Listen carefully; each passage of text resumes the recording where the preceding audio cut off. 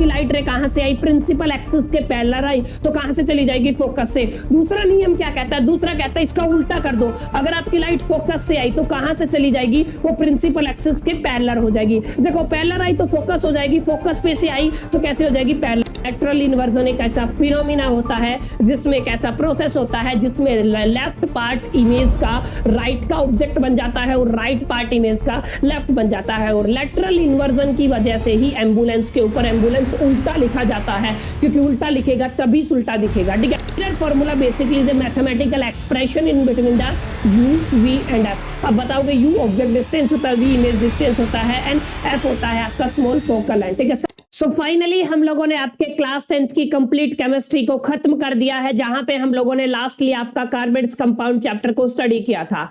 अब टाइम है आपके फिजिक्स को शुरू करने का, तो आज हम फिजिक्स का पहला चैप्टर पढ़ेंगे जिसका नाम है light reflection and refraction. One of the longest and important chapters में से आता है, क्योंकि फिजिक्स का पोर्शन है तो डेफिनेटली आपको न्यूमेरिकल प्लस थ्योरी दोनों देखने को मिलेंगी। तो विदाउट वेस्टिंग द टाइम चलिए शुरू करते हैं और समझने की कोशिश करते हैं एग्जैक्टली क्या कुछ है आपका ये चैप्टर। जैसा कि मैंने आपको बताया, लाइट रिफ्लेक्शन एंड रिफ्रैक्शन आपके दो अलग अलग फिनोमिनन है, दो अलग अलग आप लोग कह सकते हो ये अलग अलग प्रोसेस है, ठीक है। जहां पे एक पार्टीशन में आप लोग रिफ्लेक्शन के बारे में स्टडी करोगे, एक में आप लोग रिफ्रैक्शन के बारे में स्टडी करोगे। अब जैसा कि आप लोग लाइट के अंदर घुसते हो, ठीक है, तो थोड़ा सा आप लोगों को एक शब्द के बारे में पता होना चाहिए जिसका नाम है लाइट। उससे पहले आप लोग देखो, ये रिफ्लेक्ट शब्द आप लोगों ने बहुत बार सुना होगा। जैसा कि आप लोगों ने सुना होगा, अर्थ रिफ्लेक्ट करती है 30% of light rays coming from the sun, मतलब अर्थ केवल 30% जो सन से रेज आती है उनको क्या करती है, रिफ्लेक्ट करती है। तो ये जो शब्द है, एक तो आपका क्या हो गया, आपका रिफ्लेक्ट हो गया,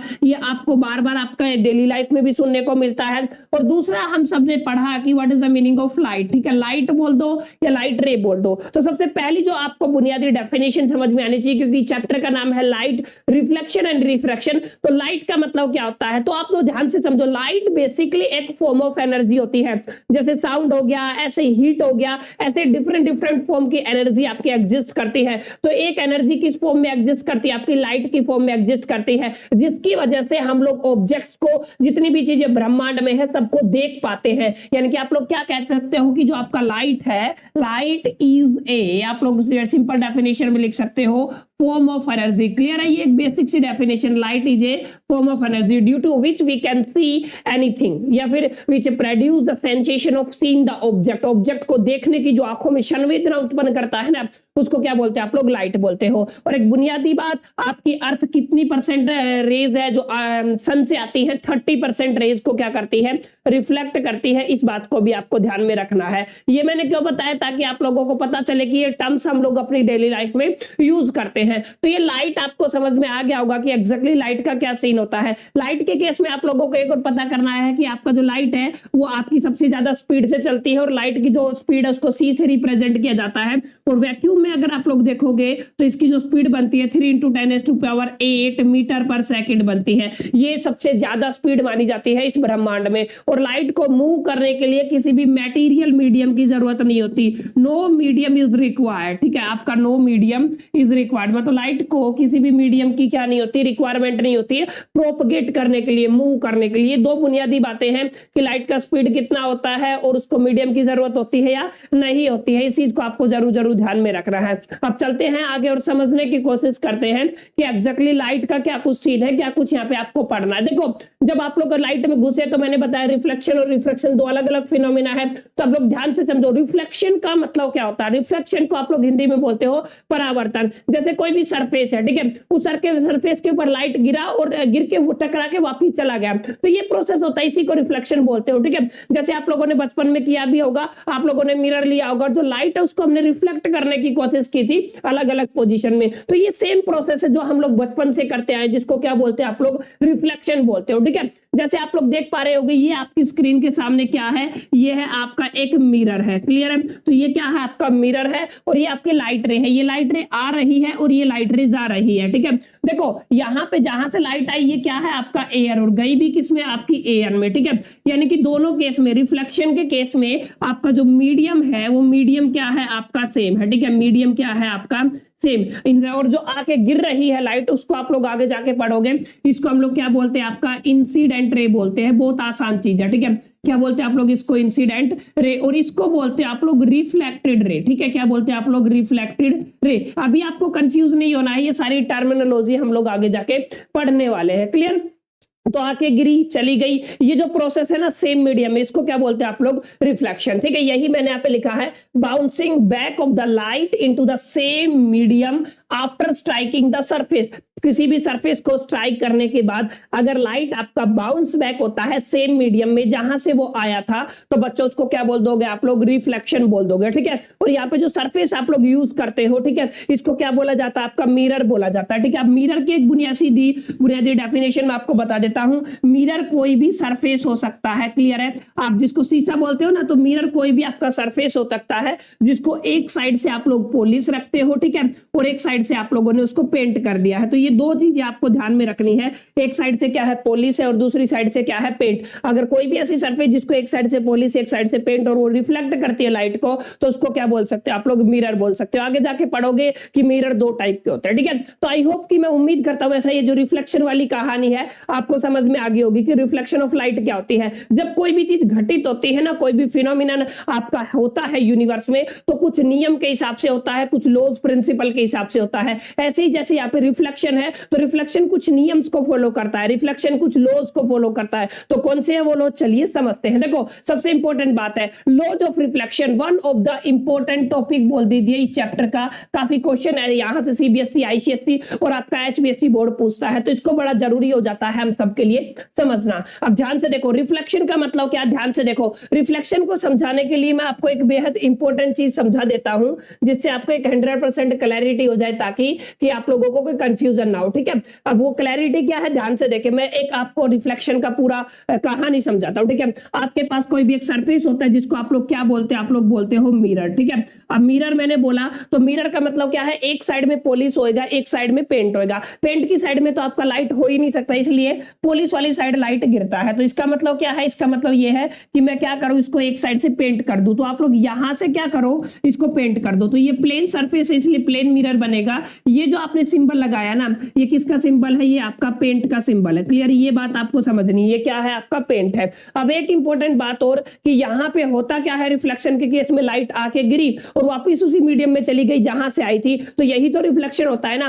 तो अब होगा क्या, जैसे ये लाइट की रे है, ये इसके ऊपर आके गिरी तो ऐसे टकराएगी, ठीक है। अब वापस भी चली जाएगी। तो अब यहां पे आपको समझने वाली बात ये है, ये रिफ्लेक्शन है। यहां पे अगर आपका एयर था ना, तो यहां पे भी क्या होएगा माय डियर फ्रेंड्स, यहां पे भी एयर ही होएगा, क्लियर। अब यहां पे जो लाइट आके गिरती है उसको हम लोगों ने क्या बोला, हम लोगों ने उसको बोला कि ये कौन सी रे है, ये आपकी इंसिडेंट रे है, ठीक है। टकरा के जो चली जाती है उसको आप लोग क्या बोलते हो, उसको आप लोग बोलते हो रिफ्लेक्टेड रे। यही बोला हम लोगों ने, क्या बोला हम लोगों ने, इसको रिफ्लेक्टेड रे बोला। और बिल्कुल इस मिरर के साथ 90 डिग्री का एंगल एक रे बनाएगी, ठीक है, जिसको आप लोग नॉर्मल बोलोगे, ठीक है। ये क्या है आपका नॉर्मल, इसको एन और एन डैश से आप लोग जर्नली रिप्रेजेंट करते हो। और ये क्या होता है आपका, ये होता है आपका नॉर्मल या फिर नॉर्मल रे बोल दो, ठीक है।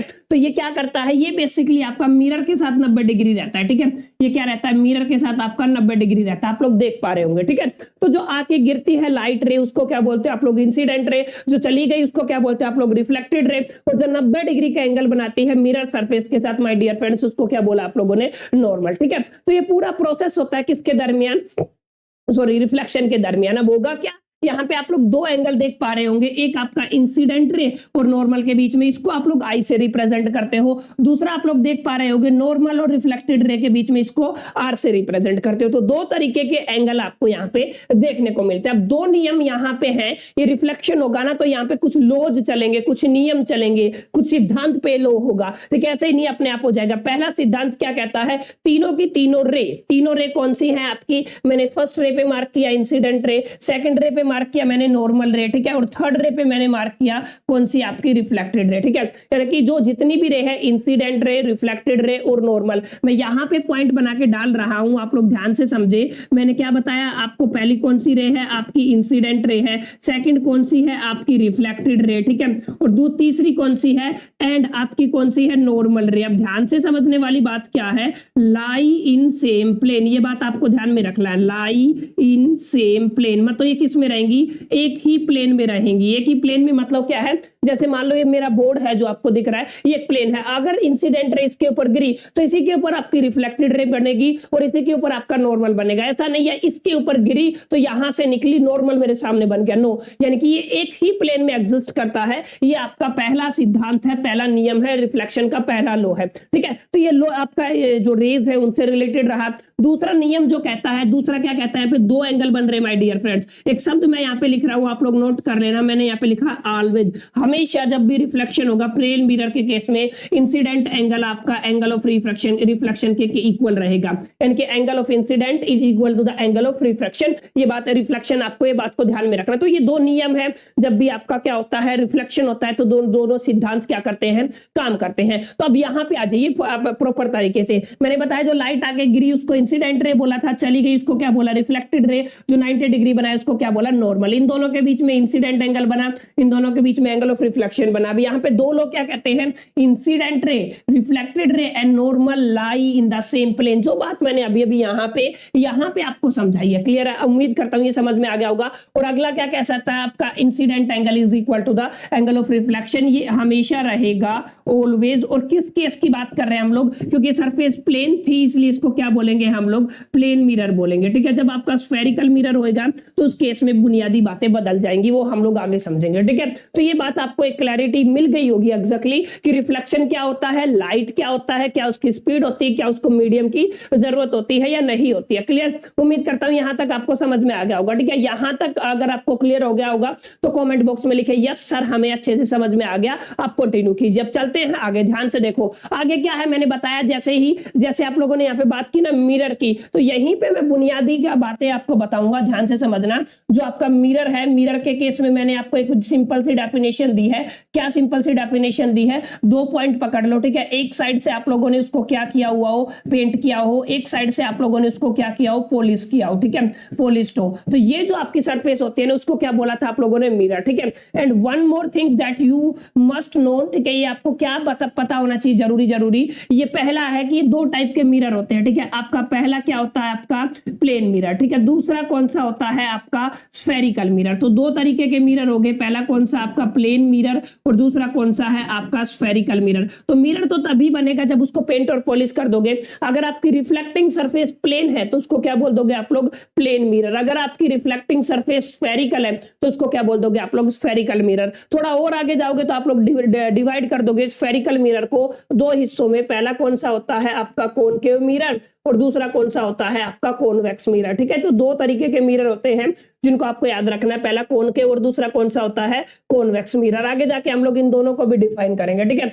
अब समझ लो पहले प्लेन मिरर क्या होता है। कोई भी प्लेन सरफेस जिसको एक साइड से पॉलिश किया जाए, एक साइड से पेंट किया जाए, उसको क्या बोलते हैं आप लोग, प्लेन मिरर। कुछ इस तरीके से आप लोग ऐसे कह सकते हो ये प्लेन मिरर है, या फिर इसको हॉरिजॉन्टली भी प्लेस कर सकते हो। कोई भी स्फेरिकल हिस्सा है, ये स्फीयर है, ठीक है, इसका सेंटर ऑफ कर्वेचर बीच में होता है, ठीक है। इसको दो हिस्सों में डिवाइड कर दो आप लोग ऐसे, ठीक है। एक वाला हिस्सा कुछ इस तरीके का निकलेगा, एक वाला हिस्सा कुछ इस तरीके का निकलेगा। हमेशा पेंट राइट हैंड साइड में होगा। तो देखो आप लोग देख पा रहे होगे, इसके राइट में पेंट कर दिया और इसके राइट में पेंट कर दिया, ठीक है। तो ये वाला जो हिस्सा है जो अंदर की तरफ धंसा रहता है, इसको आप लोग बोलते हो कॉनकेव मिरर। यस, क्या बोलते हैं आप लोग, कॉनकेव मिरर। और ये वाला जो हिस्सा होता है ऐसा जो बन जाता है, ये कौन सा होता है आपका, कॉन्वेक्स मिरर, ठीक है। और ये वाला कौन सा होता है आपका, प्लेन मिरर। यानी कि इन शॉर्ट आप लोग क्या कह सकते हो, मिरर आर टू टाइप्स, पहला प्लेन और दूसरा क्या होता है, स्फेरिकल। स्फेरिकल में दो चले जाते हैं, पहला कौन सा है, कॉनकेव और दूसरा कौन सा है, कॉन्वेक्स। उम्मीद करता हूं माय डियर फ्रेंड्स इतनी बात आपको समझ में आ गई होगी। अब चलते हैं अगले मुद्दे पर, ठीक है। Image formation by the plane mirror. अब इमेज का मतलब क्या होता है, ध्यान से समझना, ये जो शब्द है ना काफी इंपॉर्टेंट है आप सभी के लिए। इमेज का मतलब क्या होता है, ठीक है। अब इमेज का मतलब होता है, ध्यान से समझो, जहां पे आपकी जो रिफ्लेक्टेड रेज है, ठीक है, आपकी मैंने बताई ना रिफ्लेक्टेड रेज। अब रिफ्लेक्टेड रेज आपकी मिनिमम 2 होनी चाहिए, मैक्सिमम कितनी भी हो, ठीक है। अगर मीट करती है, क्या करती है, मीट करती है, तो वहां पे क्या बनती है, आपके ऑब्जेक्ट की इमेज बनती है, ठीक है। तो ये आपको क्लियर हो गया होगा कि जहां पे at least minimum 2 reflected rays meet करती है ना, तो उसको क्या बोलते हो, इमेज। हिंदी में इसको प्रतिबिंब बोला जाता है, ठीक है। ये क्लियर हो गया होगा कि एग्जैक्टली जो इमेज है वो क्या होती है। अब यहां पे आपको प्लेन मिरर का केस लेना है, ठीक है, कि प्लेन मिरर के केस में आपकी जो रे है, प्लेन मिरर के केस में जो आपकी प्लेन मिरर के केस में जो आपकी इमेज है वो कैसे बनती है। तो उस केस में कुछ बुनियादी बातें आपको पता होना चाहिए, ठीक है। क्या क्या बातें पता होनी चाहिए इमेज फॉर्मेशन के केस में, आपको फटाफट से बता देता हूं। देखो आपने क्या किया, आपने एक सरफेस लिया, ठीक है, इसके ऊपर हम लोगों ने एक प्लेन मिरर रख दिया है। ये है आपका प्लेन मिरर, जिसके एक साइड में पेंट किया गया है, एक साइड में क्या किया गया है, पॉलिश किया गया है, ठीक है। अब यहाँ पे ध्यान से समझना आप लोग, जो बात मैं अभी आपको समझाने वाला हूं। मान लो ये कोई आपका ऑब्जेक्ट है जिसका नाम आप लोगों ने क्या रखा, ए बी, ठीक है, और इसकी हाइट है 4 मीटर। ये भी है आपका हाइट कितना है, 4 मीटर। तो ये इमेज बनेगी, ये जो इमेज आपको दिखेगी, ये मिरर से मान लो कितनी दूरी पे है, 2 मीटर पे है, ठीक है। तो प्लेन मिरर की एक खास बात क्या है कि इसकी जो ऑब्जेक्ट है ना, ऑब्जेक्ट की जो इमेज बनेगी वो इतनी ही पीछे बनेगी जितनी पीछे आपका ऑब्जेक्ट बना है, ठीक है, जितना आपका क्या है, ऑब्जेक्ट है। तो यानी कि ये वाली डिस्टेंस कितनी हो जाएगी आपके 2m, ठीक है। तो जो ऑब्जेक्ट की जो डिस्टेंस होती है उसको u बोलते हो, इमेज की जो डिस्टेंस होती है उसको v बोलते हो, ठीक है। u क्या होता है, u होता है आपका ऑब्जेक्ट डिस्टेंस, बहुत आसान है आपको समझना है, ठीक है। क्या होता है आपका ऑब्जेक्ट डिस्टेंस, v क्या होता है आपका इमेज डिस्टेंस। याद रखना आपको क्या क्या बताया मैंने, ऑब्जेक्ट डिस्टेंस और इमेज डिस्टेंस, ठीक है, सेम रहेगा। जितनी हाइट आपके ऑब्जेक्ट की है ना, उतनी ही हाइट आपकी इमेज की रहेगी, ये सेकंड प्रॉपर्टी है। जितनी हाइट ऑब्जेक्ट की है उतनी ही हाइट किसकी रहेगी, इमेज की रहेगी, ठीक है। और आपकी हमेशा ये वर्चुअल इमेज बनेगी, कैसी बनेगी, वर्चुअल इमेज बनेगी, रियल नहीं बनेगी, कैसी बनेगी, वर्चुअल इमेज बनेगी। अब रियल इमेज और वर्चुअल इमेज, इमेज का हमने बताया कि जहां पे एटलीस्ट 2 रिफ्लेक्टेड रेज मीट करती है उसको क्या बोलते हैं आप लोग, इमेज बोलते हो। अब यहां पे नोट करके आप लोग एक बात और नोट कर लेना कि इमेज के केस में आप लोग 2 बातें करते हो, एक आपकी रियल इमेज होती है, एक आपकी वर्चुअल इमेज होती है, ठीक है। तो अगर आपकी जो आपकी रेज है वो एक्चुअल में मीट करती हैं, ठीक है, क्या करती हैं, एक्चुअल में मीट करती हैं, तो वहां पे क्या बनेगा, रियल। लेकिन अगर आपको लगता है सीम्स टू, ठीक है, क्या लगता है आपको, सीम्स टू की ये मिल रही हैं, तो उसको क्या बोलते हैं आप लोग, वर्चुअल इमेज। मतलब आपको ऐसा अंदाजा लगाना है कि मिलती नहीं है लेकिन हमें आभास होता है कि मिलती है, लगता है, भ्रम है, ठीक है, तो उसको क्या बोलते हैं आप लोग, वर्चुअल इमेज। लेकिन एक्चुअल में जो रेज मीट करती है ना, उनको क्या बोलते हैं आप लोग, उनको बोलते हो रियल इमेज, ठीक है। तो यहां पे रियल नहीं बनती है कभी भी, कैसी बनती है आपकी, वर्चुअल इमेज बनती है। तो ये कुछ प्रॉपर्टीज है जो किस केस में काम आएंगी, आपको प्लेन मिरर की न्यूमेरिकल बनाते टाइम काम आएगी। अब यहां पे देखो क्या समझाया हुआ, ठीक है, ये आपको ऑब्जेक्ट रखा हुआ दिखाई दे रहा है, ये आपको इमेज बनी हुई दिखाई दे रही है, बीच में आपका प्लेन मिरर लगा हुआ है, ठीक है। अब यहां पे समझने वाली बात क्या है, आपकी सेम डिस्टेंस पे इमेज बनेगी जितनी डिस्टेंस पे आपका ऑब्जेक्ट रखा हुआ है, पहली बात। दूसरी बात, सेम साइज की बनेगी, मैंने बताया ये क्या बनेगी आपकी, सेम साइज की बनेगी, ठीक है। तीसरी बताई मैंने, वर्चुअल एंड इरेक्ट। इरेक्ट का मतलब होता है सीधी, कैसी रहती है, सीधी। ये बात आपको समझना है, कैसी रहती है, सीधी। तो आपका जो इमेज है वो कैसी बनेगी, सीधी बनेगी। Lateral inverted is very very important, ये आपको ध्यान में रखना है। लेटरल इन्वर्जन एक ऐसा फिनोमिना होता है जिसमें एक ऐसा प्रोसेस होता है जिसमें लेफ्ट पार्ट इमेज का राइट का ऑब्जेक्ट बन जाता है और राइट पार्ट इमेज का लेफ्ट बन जाता है। और लेटरल इन्वर्जन की वजह से ही एम्बुलेंस के ऊपर एम्बुलेंस उल्टा लिखा जाता है, क्योंकि उल्टा लिखेगा तभी उल्टा दिखेगा, ठीक है, सीधा दिखेगा। ये बात आपको ध्यान में रखना है। तो lateral inversion is very important phenomena, जो आपसे 1 या 2 नंबर के लिए पूछा जा सकता है, जिसमें आपका लेफ्ट पार्ट ऑब्जेक्ट का इमेज का राइट और राइट पार्ट ऑब्जेक्ट का इमेज का लेफ्ट बन जाता है। इसको क्या बोलते हैं आप लोग, लेटरल इन्वर्जन। तो अगर आपसे कभी भी पूछा जाए एग्जामिनेशन में कि आप कैरेक्टरिस्टिक एक्सप्लेन कीजिए प्लेन मिरर के थ्रू कैसी कैसी इमेज बनती है, क्या कुछ वहां पे सीन होता है, तो आप लोग ये सारे पॉइंट्स को क्या कर सकते हो, कंसीडर कर सकते हो और लिख सकते हो, ताकि आप लोग एक बढ़िया एक्सप्लेनेशन एग्जामिनर को दे पाओ, ठीक है। उम्मीद करता हूं यहां तक समझ में आ गया होगा, ये सारी बातें आपको समझ में आ गई होगी, ठीक है। अब जैसा कि मैंने आपको बताया, रियल इमेज और आपका कौन सा होता है, वर्चुअल इमेज, ठीक है। कुछ बातें मैं आपको और बताऊंगा। रियल इमेज आपका क्या होता है, जहां पे आपकी एक्चुअल में मीट करती है, ठीक है, actual meeting of reflected ray. आप लोग क्या कह दोगे, actual meeting of reflected ray. समझ में आया ना, क्या हो गया आपका, actual meeting of reflected rays, ठीक है। ये आपकी क्या होगी, रियल इमेज, ठीक है। यहाँ पे no actual meeting, actual meeting नहीं होती है, लेकिन हमें लगता है कि यहाँ पे क्या हो रही है, एक्चुअल मीटिंग हो रही है, ठीक है। तो यहाँ पे नो एक्चुअल मीटिंग, इस बात को आपको ध्यान में रखना है। अब खास बात क्या है कि जो रियल इमेज है ना, वो आपकी इन्वर्टेड रहती है, उल्टी रहती है, ठीक है। कैसी रहती है, इन्वर्टेड रहती है। लेकिन ये है ना आपकी वर्चुअल इमेज हमेशा इरेक्ट रहेगी, कैसी रहेगी, इरेक्ट। इरेक्ट का मतलब अभी भी मैंने बताया था कैसा होता है, सीधी। तो ये कैसी रहेगी आपकी, सीधी रहेगी, ठीक है। सबसे इंपॉर्टेंट ये पहला पॉइंट था, ये दूसरा पॉइंट था। तीसरा पॉइंट मैं आपको बता देता हूं जो आपका रियल इमेज के केस में उल्टी रहेगी एक तो, ठीक है। गेट ऑन स्क्रीन, ये सबसे इंपॉर्टेंट पॉइंट है, ठीक है। गेट ऑन स्क्रीन मतलब आप लोग इसको किस पे ले सकते हो, स्क्रीन पे ले सकते हो। मतलब जैसे ही आप लोग क्या करोगे, बीच में स्क्रीन लगाओगे, जैसे आपकी परछाई है, परछाई क्या आपकी रियल है, ठीक है। अगर परछाई के बीच में आपने पर्दा लगा दिया तो परछाई पर्दे पे बन जाएगी, लेकिन मिरर में जो इमेज बन रही है ना वो वर्चुअल होती है। अगर उसके बीच में पर्दा लगाओगे तो पर्दे पे नहीं बनेगी, ठीक है। तो ये कुछ बुनियादी बातें हैं, बुनियादी डिफरेंस है जिनको आपको समझना है कि एग्जैक्टली टाइप ऑफ इमेजेस कितने टाइप की होती हैं और कैसे कैसे आप लोग उनको डिफाइन करते हो, ये बेहद इंपॉर्टेंट है, ठीक है। अब ये आपका कुछ हो गया कर्विंग द प्लेन मिरर, ठीक है। प्लेन मिरर को कर्व कर देते हैं तो कॉनकेव या कॉन्वेक्स बन जाता है, जहां पे एक बुनियादी बात है, image size is not equal to the object size, या फिर बराबर भी होता है, छोटी भी बनती है बड़ी भी बनती है। ये तमाम केसेस आपके सामने आएंगे जो हम लोग पढ़ेंगे, ठीक है। अब यहाँ पे आपका सेकंड जो प्लेन मिरर से रिलेटेड सारा टॉपिक्स क्लियर हो गए, तो अब हम किस पे चलेंगे, आपका स्फेरिकल मिरर पे चलेंगे और स्फेरिकल मिरर में समझेंगे बच्चों कि एग्जैक्टली चीजें काम कैसे करते हैं। तो देखिए जैसा कि हम लोगों ने लेक्चर शुरू करते टाइम एक बात को डिस्कस किया था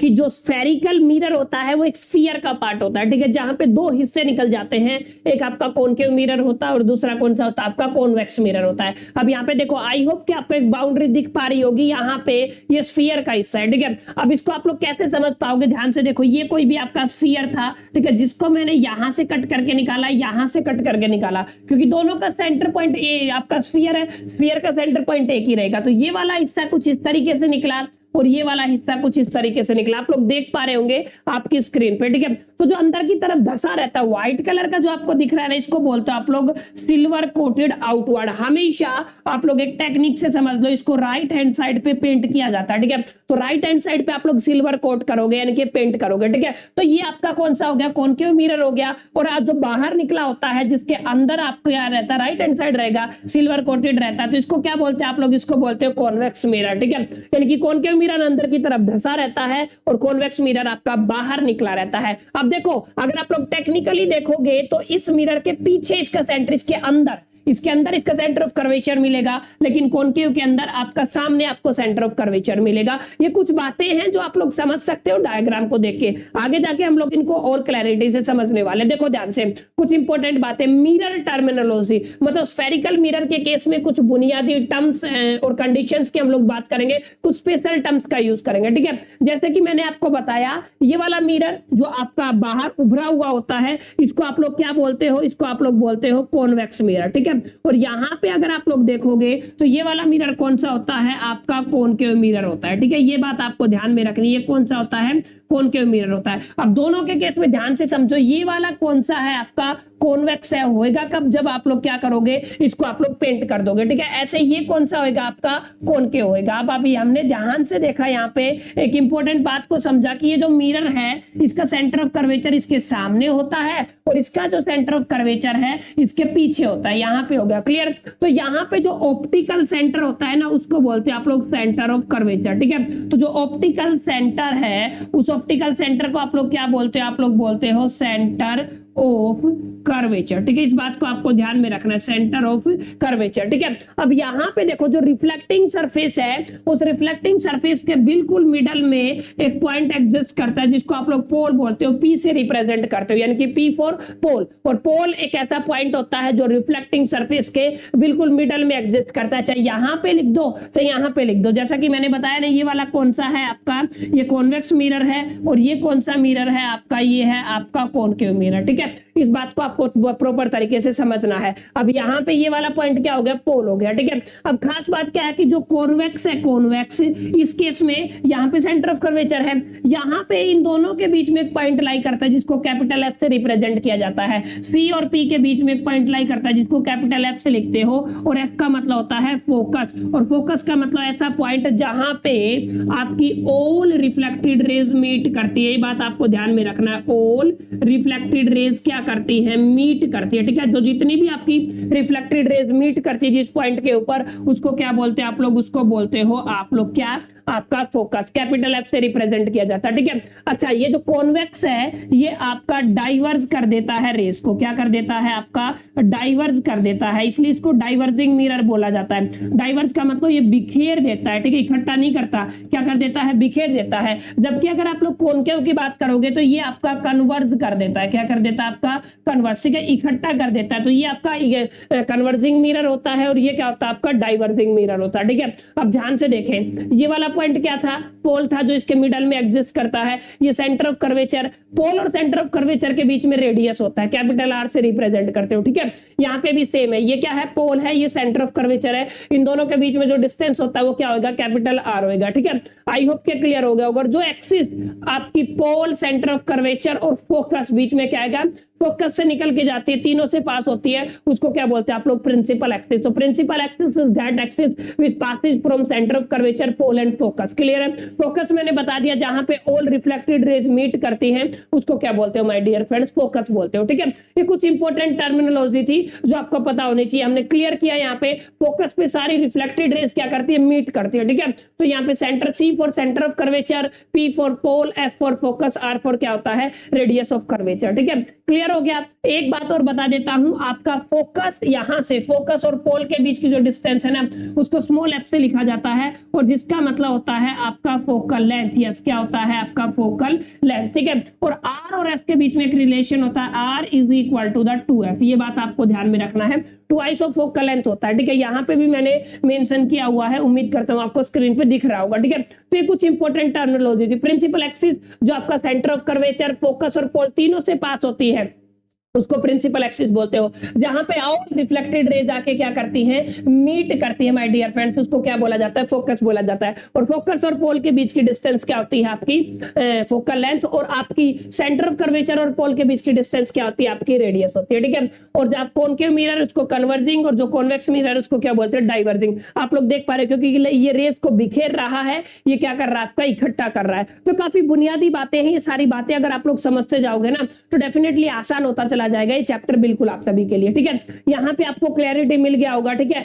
कि कैसे कैसे आपका लॉज ऑफ रिफ्लेक्शन काम करता है। अब यहाँ पे चलो ध्यान से देखो, special rays for concave mirror. Special rays आप लोग कह सकते हो या फिर कुछ नियम जिनको फॉलो करके आप लोग यहाँ पे डायग्राम बना सकते हो। देखो पहला क्या कहता है, अगर ये आपकी प्रिंसिपल एक्सिस थी, अगर आप लोग ध्यान से देखोगे तो ये क्या थी आपकी, ये थी आपकी प्रिंसिपल एक्सिस। और आपकी जो ये एक्सिस है, ठीक है, और यहाँ पे जो ये लाइट रे है, इंसिडेंट रे, ये रिफ्लेक्टेड रे। अगर आपकी लाइट कहां से आ रही है, प्रिंसिपल एक्सिस के पैरेलल आ रही है, तो मेक श्योर करके आपको ध्यान में रखना, पक्का कहां से जाएगी, फोकस से। पहला नियम है, अगर आपकी लाइट रे कहां से आई, प्रिंसिपल एक्सिस के पैरेलल आई, तो कहां से चली जाएगी, फोकस से। दूसरा नियम क्या कहता है, दूसरा कहता है इसका उल्टा कर दो, अगर आपकी लाइट फोकस से आई तो कहां से चली जाएगी, वो प्रिंसिपल एक्सिस के पैरेलल हो जाएगी। देखो पैरेलल आई तो फोकस हो जाएगी, फोकस पे से आई तो कैसे हो जाएगी, पैरेलल हो जाएगी। एक इंपॉर्टेंट बात, अगर सेंटर ऑफ कर्वेचर से अगर आपकी लाइट रे आती है तो सेंटर ऑफ कर्वेचर से ही लौट जाएगी, जहां पे आपका incident angle is equal to the angle of reflection बनता है। ये एक बुनियादी बात है। और चौथा पॉइंट क्या कहता है, जितने एंगल के साथ आपका पोल पे गिरती है उतने एंगल के साथ क्या हो जाती है, रिफ्लेक्ट हो जाती है। केवल ये चार नियम, केवल ये चार प्रिंसिपल अगर आप लोगों ने अपने दिमाग में उतार लिए तो 6 के 6 डायग्राम आप लोग बहुत इजीली ऐसे क्रैक कर सकते हो, ठीक है। क्योंकि ये बहुत बुनियादी बातें हैं, अगर ये समझ में आ गई ना तो आप बिल्कुल फोड़ दोगे। जैसा कि मैं रिपीट कर देता हूं, प्रिंसिपल एक्सिस से आई तो पैरेलल, प्रिंसिपल एक्सिस से अगर आपकी आती है पैरेलल आती है तो फोकस हो जाएगी, फोकस से आई तो प्रिंसिपल एक्सिस से चली जाएगी। सेंटर ऑफ कर्वेचर से अगर आपकी लाइट रे आती है तो उधर से ही लौट जाएगी, और पोल पे जितने एंगल के साथ लाइट गिरेगी उतने एंगल से क्या हो जाती है, रिफ्लेक्ट हो जाती है माय डियर फ्रेंड्स। उम्मीद करता हूं आपको समझ में आ गया होगा, ठीक है। अब image formation bye spherical mirror, ये आपको ध्यान से समझना है। जब भी इमेज फॉर्मेशन की बात करते हो, ठीक है, तो आपको क्या करना है, आपको दो बातें ध्यान में रखनी है कि हाइट का ध्यान में रखना है, दूसरा आपको एटलीस्ट 2 रिफ्लेक्टेड रेज चाहिए डायग्राम बनाने के लिए। यहाँ पे आप लोग देख पा रहे होंगे ये आपका ऑब्जेक्ट है, ठीक है, और हमेशा लाइट रिफ्लेक्ट होती है ऑब्जेक्ट से। तो मान लो ये वाली रे आपकी गिरी, ठीक है, तो ये आपके प्रिंसिपल एक्सिस के पैरेलल होगी, तो कहां से गई, ये फोकस से गई, पहली बात। और यहां से एक रे गई मान लो आपकी फोकस से, तो कैसे हो जाएगी, प्रिंसिपल एक्सिस से। तो जहां पे कट किया ना माय डियर फ्रेंड्स, वहां पे क्या बन गई है, आपकी इमेज बन गई है। यहां से आप लोग आइडेंटिफाई कर पाओगे कि इमेज कैसी बनी है, उल्टी बनी है कि सीधी बनी है, आपकी बड़ी बनी है कि छोटी बनी है, रियल बनी है कि वर्चुअल बनी है। आप लोग डायग्राम को देख के ही ये सारी चीजें पता कर सकते हो। देखो 6 के 6 टाइप की इमेजेस हैं, आप लोग देख लीजिए और प्रॉपर तरीके से इसको कंसिडर कर लीजिए। 6 के 6 के लिए मैं एक सेपरेट वीडियो बनाऊंगा 4 से 5 मिनट का, ठीक है, जहां पे हम लोग इन सबको टेक्निक से याद करेंगे, ठीक है, कि कैसे टेक्निक से आप लोग इनको फॉर्मेशन कर सकते हो। ये 6 की 6 इमेजेस सबसे इंपॉर्टेंट है। देखो आप लोग ध्यान से देखोगे तो 6 की 6 टाइप की अलग से सेशन हम लोग लेके आएंगे। उम्मीद करता हूं यहां तक आपको समझ में आ गया होगा एग्जैक्टली कैसे कुछ करना है। अब चलते हैं आगे, ध्यान से देखो। अब कॉन्वेक्स मिरर की बात कीजिए सर, क्योंकि रिफ्रैक्टिंग है, ठीक है, तो यहां पे देखो प्रिंसिपल एक्सिस के पैरेलल आई तो ऐसा लगेगा कि वो कहां से जा रही है, फोकस से। अगर वो फोकस से आई, हमें लगा कि फोकस से आई, तो क्या हो जाएगी, प्रिंसिपल एक्सिस के पैरेलल। अगर वो सेंटर ऑफ कर्वेचर से आई तो ऐसा लगेगा सेंटर ऑफ कर्वेचर से ही लौट गई। और अगर वो पोल पे गिरती है, जितने एंगल के साथ गिरती है उतने एंगल के साथ क्या हो जाती है, रिफ्लेक्ट हो जाती है। ये बुनियादी बात आपको जरूर जरूर समझना, ठीक है। सेम वही लॉज हैं, बस एक में कन्वर्जिंग मिरर है, एक में क्या है माय डियर फ्रेंड्स, डाइवर्जिंग है। तो यहां पे उम्मीद करता हूं आपको कोई कंफ्यूजन बनने वाला है नहीं। अब यहां पे देखो image formation by convex mirror. अच्छा एक बात मैं आपको बताना भूल गया, जो आपका कॉनकेव मिरर है टोटल 6 टाइप की इमेजेस बनाता है। रियल बनाता है, वर्चुअल बनाता है, बड़ी बनाता है, छोटी बनाता है, हाईली डिमिनिश बनाता है, अच्छा बिहाइंड द मिरर बनाता है, फ्रंट में भी बनाता है, ठीक है। ये सारी तमाम 6 की 6 इमेजेस कॉनकेव मिरर बनाता है।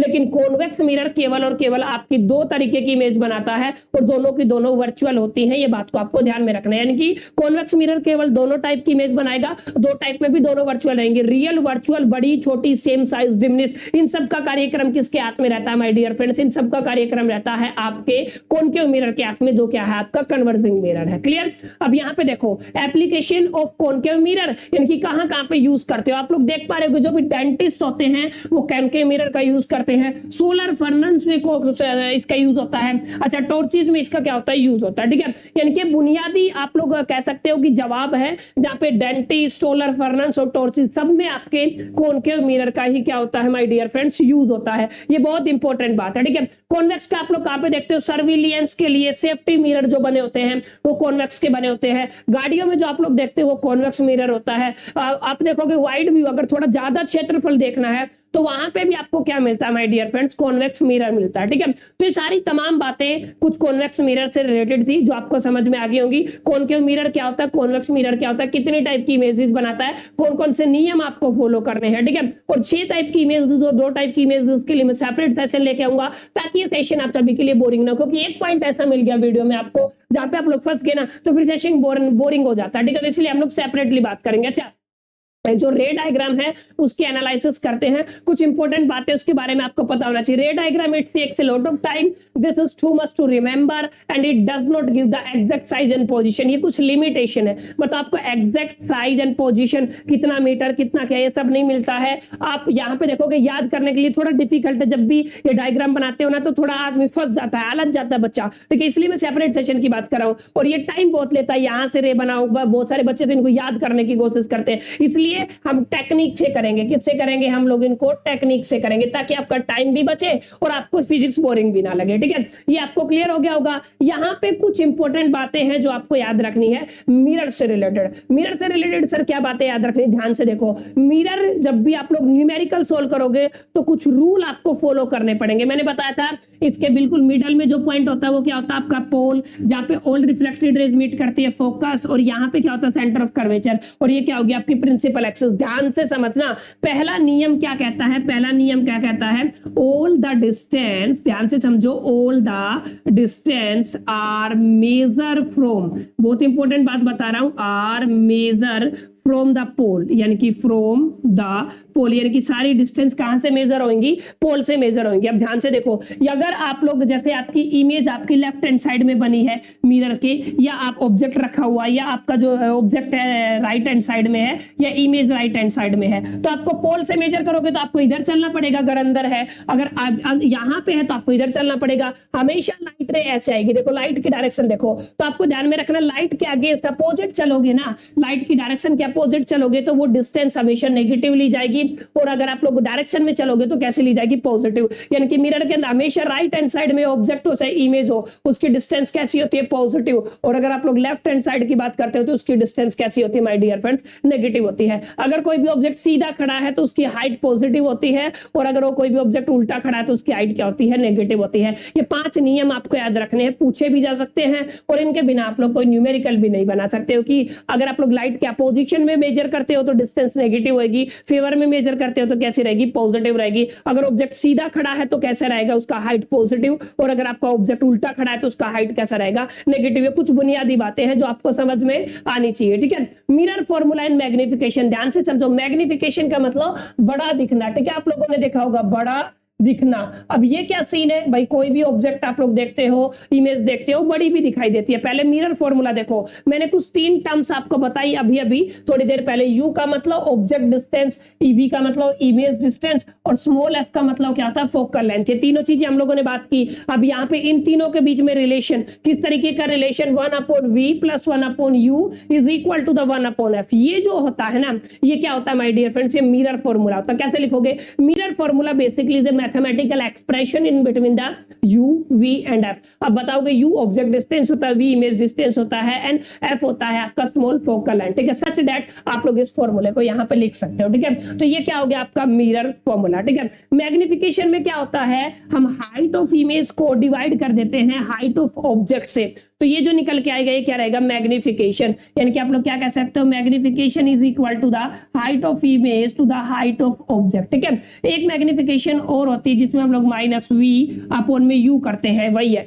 अब इन दोनों को अगर कलेक्ट कर दोगे तो आपका ये फॉर्मूला बन जाएगा क्या, m is equal to the height of image to the height of object is equal to the -v/u। ये क्या होता है, आपका मैग्निफिकेशन होता है। दोनों बुनियादी फॉर्मूले हैं, इन पे न्यूमेरिकल आ सकता है। मेक श्योर करके आपको सभी को क्या करना, याद करना, लर्न करना, ठीक है। ये सारी बातें आपको क्लियर होगी होंगी एग्जैक्टली क्या कुछ सीन है मैग्निफिकेशन में। अब यहाँ पे देखो m अगर आपका पॉजिटिव है, इट मींस आपकी जो इमेज है वो सीधी है, और अगर m आपका नेगेटिव है तो इमेज आपकी उल्टी है। यानी कि ये 2 बातें हैं। m अगर आपका पॉजिटिव आता है तो इमेज कैसी आपकी सीधी, m अगर आपका नेगेटिव आता है तो इमेज कैसी आपकी उल्टी। अगर m पॉजिटिव होता है तो आपका इमेज है वर्चुअल, m कैसा पॉजिटिव है तो इमेज कैसा है, वर्चुअल, और अगर आपका m नेगेटिव है तो इमेज कैसा है, रियल। ये बात ध्यान में रखना है। यानी कि आपका m नेगेटिव तो रियल, और आपका कैसा बनेगा, उल्टा इमेज बनेगा। लेकिन अगर आपका m पॉजिटिव है तो वर्चुअल, और आपका सीधा इमेज बनेगा। ये क्या इंडिकेट करते हैं, आपको क्लियर होना चाहिए। जब आप लोग न्यूमेरिकल सोल्व करोगे तो तमाम बातें आप सभी के लिए जरूरी होने वाली है, ठीक है। ये फॉर्मूला सीट जो आज हमने पढ़ा, ठीक है। लॉज ऑफ रिफ्लेक्शन में angle I is equal to the angle R होता है, R is equal to the 2f मैंने फॉर्मूला बताया, ठीक है। मिरर फॉर्मूले में 1/v + 1/u is equal to the 1/f होता है, और मैग्निफिकेशन में -v/u is equal to the height of image to the height of object होता है। क्लियर है। उसके बाद 6 टाइप की इमेज, जिसका स्क्रीनशॉट ले लीजिए कि देखो आपने ऑब्जेक्ट को कहां पे रखा, इमेज कहां पे बनाया, इमेज का साइज कैसा बना, और इमेज का नेचर कैसा बना। ये हम टेक्निक से सीखने वाले, ठीक है। और ये किसके केस की है, कॉन्वेक्स के केस की है, ठीक है। दोनों बातों को हम लोग एक फॉर्मूले से, एक टेक्निक से 4 से 5 मिनट की वीडियो में कंप्लीट करेंगे, ताकि ये हमेशा से आपको याद रहे, ठीक है। आई होप के क्लियर हो गया होगा एग्जैक्टली क्या कुछ सीन है, ठीक है। तो यहाँ पे आपका पूरा रिफ्लेक्शन का कहानी क्या हो जाता है माय डियर फ्रेंड्स, खत्म हो जाता है। रिफ्लेक्शन बिल्कुल आसान, आप सभी को क्लियर भी हो गया होगा कि एग्जैक्टली कैसे कैसे आप लोग इन सबको स्टडी कर सकते हो, कैसे कैसे आप लोग समझ सकते हो। अब बारी आती है हमारी रिफ्रैक्शन को समझने की, तो चलिए समझते हैं रिफ्रैक्शन को, शुरू करते हैं अपने सेकंड पार्ट को इस चैप्टर के। तो चलिए आ जाते हैं हम अब अपने सेकंड पार्ट के ऊपर इस सेशन के, जो है आपका रिफ्रैक्शन ऑफ लाइट। देखो शब्दों में फर्क है, रिफ्लेक्शन और दूसरा क्या है, रिफ्रैक्शन। सॉरी, रिफ्लेक्शन का मतलब होता है जहां पे लाइट सेम मीडियम में रहती है, ठीक है, वहां पे जो उस फिनोमेना को फॉलो करता है उसको रिफ्लेक्शन बोलते हो। रिफ्रैक्शन में होता क्या है, लाइट एक मीडियम से ट्रेवल करके और दूसरे मीडियम में जाती है, तो उसको क्या बोलते हैं आप लोग, रिफ्रैक्शन। जैसा आप लोगों ने कुछ ऐसा सीन देखा होगा आपने कभी ना कभी, ठीक है। क्या है ये, आप जैसे ही पेंसिल को डिप करते हो किसी भी ग्लास के अंदर पानी डाल के तो आपको टूटा हुआ दिखाई देता है। अब ये जो हुआ ना, इसी को क्या बोलते हैं आप लोग, रिफ्रैक्शन। रिफ्रैक्शन में क्या होता है, असल में लाइट बैंड हो जाती है, लाइट रे बैंड हो जाती है जब ये किसी भी एक मीडियम से और दूसरे मीडियम में ट्रेवल करती है। This phenomenon is known as refraction of light. आप लोग देख सकते हो, bending of light when it travel from one medium to another medium. जब लाइट एक मीडियम से दूसरे मीडियम में जाएगी, वो ट्रेवल करेगी तो बेंड हो जाएगी, और उसका कारण है उसकी स्पीड, ठीक है। Speed of light is different in different medium, ठीक है। दैट्स व्हाई आप लोग क्या कह सकते हो कि ये क्या हो जाती है, आपकी बेंट हो जाती है। क्लियर? तो ये बहुत बेसिक सी बात थी जो आपको पता होनी चाहिए। अब चलते ध्यान से देखो, मीडियम को आप लोग क्लासिफाई करते हो दो तरीके से, ठीक है। मीडियम कितने तरीके के होते हैं, दो, ठीक है। एक को आप लोग बोलते हो रेयर, एक को आप लोग बोलते हो डेंसर, ठीक है। डेंसर का मतलब क्या होता है, जहां पे पार्टिकल काफी पास पास होते हैं उसको क्या बोलते हो, डेंसर, और जहां पे पार्टिकल काफी दूर दूर होते हैं उसको क्या बोलते हो, रेयर, ठीक है। तो अगर लाइट रे आपकी रेयर मीडियम से डेंसर मीडियम में गई तो ये रहेगी बेंडिंग टुवर्ड्स द नॉर्मल, मतलब ये कहां झुकेगी, ये नॉर्मल की तरफ झुकेगी, ठीक है। लेकिन अगर आपकी लाइट डेंसर मीडियम से रेयर मीडियम में गई तो क्या होगी, अवे फ्रॉम द नॉर्मल। ये दोनों बातें आपको याद रखनी, पूछा जा सकता है कि लाइट कब टुवर्ड्स द नॉर्मल जाती है और कब अवे फ्रॉम द नॉर्मल। अगर रेयर से डेंसर में गई, मतलब खुले मीडियम से थोड़ा टाइट मीडियम जो होता है, ठीक है, जहां पे पार्टिकल के बीच में डिस्टेंस कम होती है उसको डेंसर बोलते हैं। तो रेयर से डेंसर गई तो टुवर्ड्स नॉर्मल, अगर डेंसर से रेयर गई तो अवे फ्रॉम द नॉर्मल। ये आपसे पूछा जा सकता है, ठीक है। लॉ ऑफ द रिफ्रैक्शन दो ही है, ध्यान से समझो। लॉ ऑफ रिफ्लेक्शन में क्या होता है, इंसिडेंट रे, रिफ्रैक्टेड रे। अगर आप लोगों ने देखा होगा, आपका क्या होता है, रिफ्रैक्टेड रे। जो आपकी ये जो रे है, ये क्या है आपकी, ये रिफ्रैक्टेड रे, ठीक है। वहां पे रिफ्लेक्टेड था, यहाँ पे क्या है, रिफ्रैक्टेड रे, ठीक है। तो incident ray, refracted ray and आपका normal, and point of incident lie in at a same plane, ठीक है। तो इसको क्या बोलते हैं आप लोग, इसको बोलते हैं आप लोग first law of refraction. Incident ray, refracted ray and normal to the interference of two transparent medium at the same point of incidence are lie in the same plane. Same वैसा ही है, बस रिफ्लेक्टेड रे की जगह यहाँ पर refracted रे आ गया। Second law is very important, जिसको आप लोग क्या बोलते हो, स्नेल्स लॉ। जैसा कि आप लोगों ने पढ़ा होगा, आई एंगल होता है, दूसरा क्या होता है, आर। इन दोनों का रेशियो ले लो साइन के साथ, यानी कि साइन आई अपॉन में क्या हो जाएगा आपका sine R is equal to a constant, जिसको म्यू से रिप्रेजेंट करते हो और उसको बोला जाता है रिफ्रैक्टिव इंडेक्स, ठीक है। कांस्टेंट होता है, किससे रिप्रेजेंट किया जाता है, म्यू से रिप्रेजेंट किया जाता है, और इसको क्या बोलते हैं, कांस्टेंट, रिफ्रैक्टिव इंडेक्स बोला जाता है, ठीक है। आगे जाके हम लोग पढ़ेंगे, ठीक है। तो जो ये लाइट आई एयर से और किसी मीडियम में गई, रेयर से और डेंसर, तो टुवर्ड्स नॉर्मल जानी चाहिए, ठीक है। अब यहाँ पे जो आप लोगों ने रिफ्रैक्टिव इंडेक्स लिया, यानी कि म्यू या फिर एन बोल दो, उसका फॉर्मूला तो आप लोगों को क्या मिला, आप लोगों ने अभी भी पढ़ा स्नेल्स लॉ के अकॉर्डिंग, साइन आई अपॉन में क्या बनता है, साइन आर। लेकिन एक्चुअल जो फॉर्मूला है उसका यही है कि आप लोग क्या कह सकते हो, mu is equal to the speed of light in vacuum to the speed of light in medium, यानी कि speed of light in vacuum to the speed of light in medium. यही वजह है कि आपका जो रिफ्रैक्टिव इंडेक्स है हमेशा ग्रेटर देन 1 होता है, क्योंकि स्पीड ऑफ लाइट ऊपर है जो सबसे ज्यादा वैल्यू है, और हमेशा नीचे कम आएगी, तो ज्यादा को कम से डिवाइड करोगे तो ऑलवेज इज ग्रेटर देन 1। कुछ इंपॉर्टेंट बातें जो आपको याद रखनी, एयर का रिफ्रैक्टिव इंडेक्स 1.0003, अगर वाटर का देखोगे तो 1.33, अगर आप पिसोल का देखोगे 1.47, और आप क्राउन ग्लास का देखोगे 1.52, और अगर आप लोग डायमंड का देखोगे तो 2.42। ये आपका क्या रहता है, रिफ्रैक्टिव इंडेक्स रहता है। क्लियर? उम्मीद करता हूं समझ में आ गया होगा, ठीक है। तो रिफ्रैक्टिव इंडेक्स आपको क्लियर हो गया कि एग्जैक्टली कैसे होता है रिफ्रैक्टिव इंडेक्स। आपको क्या करना है, speed of light in vacuum to the speed of light in medium से डिवाइड कर देना है, या sine of I to the sine of R. ये सारी बातें जब हम लोग न्यूमेरिकल सेशन लेके आएंगे ना, वहां पे बात करेंगे, ठीक है।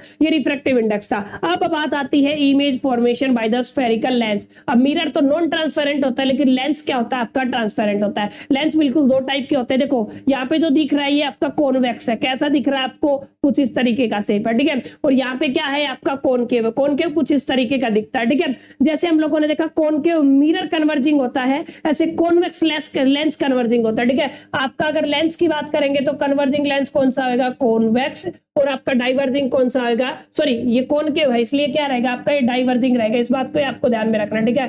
कौन सा होता है, डाइवर्जिंग, और आपका कॉन्वेक्स कैसा रहता है, कन्वर्जिंग। कॉन्वेक्स का शेप ये वाला है और कॉनकेव का शेप ये वाला है, ठीक है। बेसिक बातें जो आपको पता होनी चाहिए, ठीक है। कुछ इंपॉर्टेंट बातें कॉन्वेक्स और कॉनकेव के केस में देखो, जहां पे सेंटर ऑफ कर्वेचर होता था वहां पे O आ गया है, ठीक है। यहाँ पे फोकस होता था F2, आपका 2F2 डबल करते जाओ, यहाँ पे F1 2F1, ठीक है, क्योंकि दोनों साइड आपका लेयर है, दोनों साइड सेपरेशन है, दोनों साइड से लाइट आ जा सकता है, इसलिए डबल, ठीक है। ऐसा ही कॉन्वेक्स के केस में O होता है ऑप्टिकल सेंटर, C होता है सेंटर ऑफ कर्वेचर जिसको 2F बोलते हो, ठीक है, और F क्या होता है आपका फोकस। ये तमाम बातें आप लोगों ने क्या कर दी, रिप्लेस कर दी। यहाँ से बहुत कम क्वेश्चन देखने को आपको मिलेगा, ठीक है। अब ऐसा कुछ आप लोगों ने भी करके देखा होगा, सनराइज को आप लोगों ने ग्लास की हेल्प से इकट्ठा किया तो पेपर में आग लग गई। अब ऐसा क्या है, वो यहाँ पे एक प्रैक्टिकल होता है कन्वर्जिंग और डाइवर्जिंग का। मैंने बताया ना, कॉन्वेक्स कैसा होता है, कन्वर्ज कर देता है, और कॉनकेव लेंस क्या कर देता है आपका, डाइवर्ज कर देता है, ठीक है। इसलिए एक जगह रेज को इकट्ठा करेगा, टेम्परेचर बढ़ेगा तो पेपर में आग लग जाएगा, ठीक है। ये आपको वही रूल है, अगर आपका पैरेलल आया तो कहां से चला जाएगा, फोकस से, अगर आपका फोकस से आया तो कैसे हो जाएगा, पैरेलल। अगर सेंटर ऑफ कर्वेचर अब कौन हो गया, O, ऑप्टिकल सेंटर, O से आया तो O से ही चला जाएगा। वही तमाम रूल है जो हम लोग पढ़ चुके हैं, ठीक है। अब कुछ इंटरेस्टिंग चीजें समझते हैं वापिस से। आपका जो कॉन्वेक्स लेंस है वो कितने टाइप की इमेज बनाएगा, 6। ध्यान रखना, कॉन्वेक्स मिरर 2 टाइप की बनाता है, कॉन्वेक्स लेंस कितने टाइप की बनाता है, 6। इन सब की भी टेक्निक से हम लोग इनको याद करने वाले हैं कि टेक्निक, सॉरी यहाँ पे 5 है, हम लोग क्या करेंगे इसको टाइप से, टेक्निक से क्या करेंगे, याद करेंगे, ठीक है, कि एग्जैक्टली कैसे कैसे आप लोग इनको रिमेंबर कर सकते हो, ठीक है। उम्मीद करता हूं यहाँ पे आपको ये बातें समझ में आ गई होंगी। आप लोग देख पा रहे 1 2 3 4 5 और 6, टोटल कितनी है यहाँ पे, 6 होती है, 5 वहां पे दिखाई गई थी। हम लोग ये सारी बातें याद करेंगे कि एग्जैक्टली कॉन्वेक्स लेंस कितने टाइप की इमेज बनाता है, कैसे कैसे बनाता है, इनके लिए अलग से सेशन होगा। सेम आपका कॉनकेव के लिए रहेगा, ठीक है। यहाँ पे डाइवर्जिंग है, डेट्स है, आपका पैरेलल है तो फोकस, फोकस है तो पैरेलल, और सेंटर ऑफ कर्वेचर है तो सेंटर ऑफ कर्वेचर से ही चली जाएगी। उसकी तरह आपका कॉनकेव आपका 2 ही टाइप का इमेज बनाता है, इसके बारे में भी हम लोग पढ़ने वाले, ठीक है। तो यहाँ पे हम लोग टाइम वेस्ट नहीं करेंगे। यूजेज ऑफ लेंसेज आप लोगों को करना है, आप लोग देख पा रहे हो टेलीस्कोप, या ये क्या होता है आपका जो माइक्रोस्कोप है वहां पे यूज होता है, ठीक है। ऐसे ये आपका मैग्नीफायर हो गया, ये आपका ग्लास हो गया, ठीक है। ह्यूमन लोग भी यूज करते हैं, और आई में भी कौन सा होता है, कॉन्वेक्स होता है, ठीक है। और आप लोग देखोगे ये क्या है आपका, बेसिकली कैमरा है, कैमरे में भी क्या होता है आपका, लेंस होता है, ठीक है। तो कुछ बातें थी जिनको आपको पढ़ना चाहिए, जरूर जरूर समझना चाहिए एग्जैक्टली कि कैसे कैसे आपकी चीजें चलती है। उम्मीद करता हूं आपको एक प्रॉपर क्लैरिटी मिला होगा इस चैप्टर को लेकर, ठीक है। कुछ टफ पार्टीशन को मैंने अलग कर दिया है क्योंकि हम एक साथ नहीं कवर कर सकते हैं, आपका सेशन भी बहुत लंबा हो जाएगा और आपको बोरियत भी महसूस होगी। दैट्स व्हाई उसको हम एक ट्रिक के हेल्प से समझने वाले हैं। सेशन अगर आपको अच्छा लगा तो लाइक कीजिए, फटाफट अपने फ्रेंड्स के साथ शेयर कीजिए, और क्लास 10th के अगर आप लोग स्टूडेंट है तो इस चैनल को सब्सक्राइब कर लीजिए ताकि आपको हमारी फिजिक्स, केमिस्ट्री, मैथमेटिक्स और बायोलॉजी से रिलेटेड सेशन सबसे पहले पहुंच सके। बाकी मिलते हैं नेक्स्ट सेशन में, तब तक के लिए मेरी तरफ से ऑल द बेस्ट। जय हिंद।